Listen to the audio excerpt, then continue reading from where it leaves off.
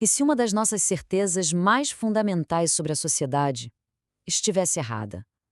E se o mundo nem sempre tivesse sido governado por homens? Hoje, a gente vai mergulhar numa ideia radical, uma verdadeira viagem a um passado distante para entender as origens do poder.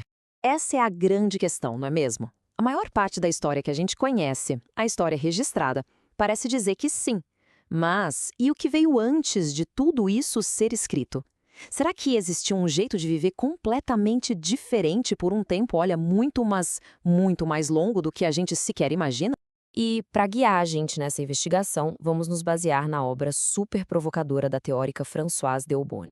No livro dela, ela junta várias pistas, tanto da arqueologia quanto da antropologia, para construir uma teoria fascinante, a de que o patriarcado não é algo natural da humanidade, mas sim uma invenção histórica.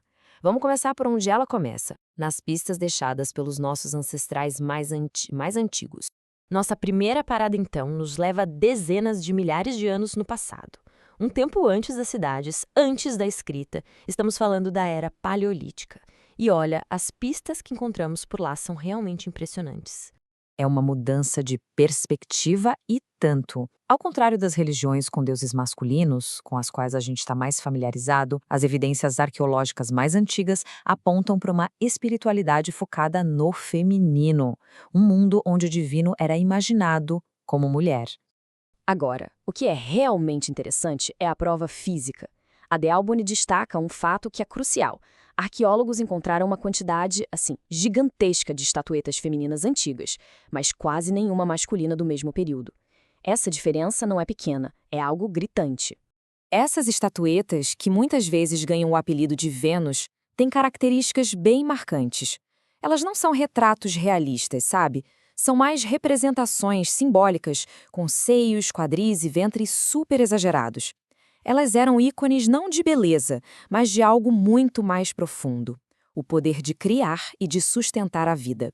Eram, na essência, símbolos da fertilidade e da sobrevivência do grupo. Então, o ponto central é que essas estatuetas não eram só arte.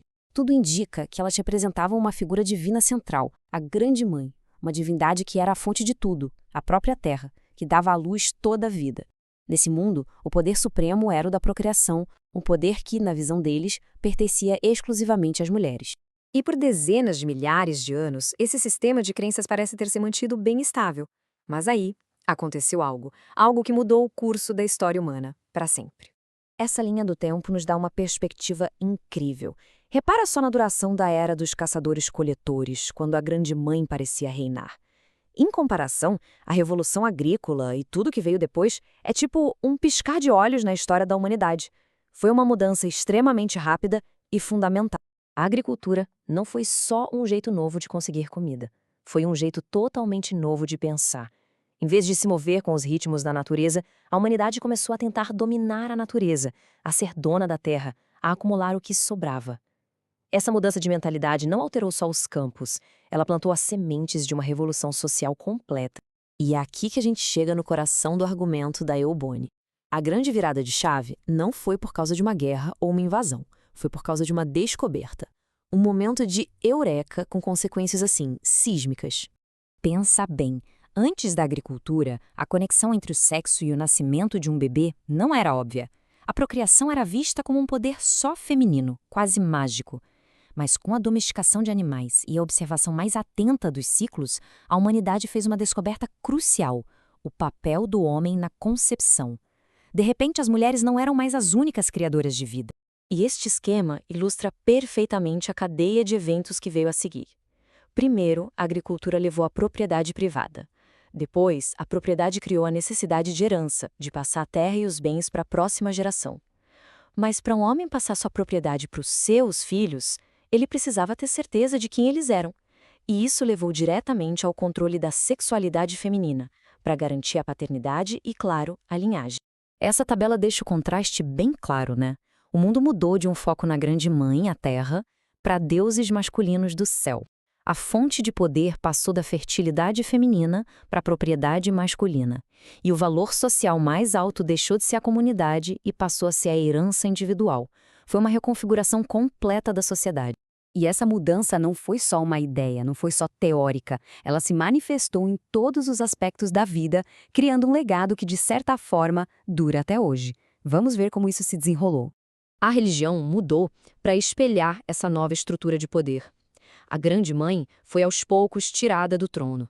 Muitas vezes, ela foi transformada em um demônio, ou então absorvida em panteões que agora eram governados por deuses masculinos, como Zeus, Júpiter, Odin. O céu, o domínio masculino, conquistou a terra, o domínio feminino. Com o tempo, essa nova ordem foi se solidificando. Novas leis, novas religiões, novos costumes sociais, tudo surgiu para reforçar o poder masculino e o controle sobre a propriedade e a herança. E esse modelo se provou tão eficaz em concentrar poder e riqueza que acabou se espalhando por quase todo o planeta. E isso tudo nos traz de volta para o presente. A análise de Delboni nos deixa com um pensamento muito poderoso. Se o patriarcado não foi um destino biológico, mas sim uma invenção histórica, criada no momento específico por razões específicas, isso significa que ele não é permanente. E isso nos leva a perguntar, se não foi algo inevitável, o que isso pode significar para as formas como escolhemos organizar nossas sociedades hoje e no futuro?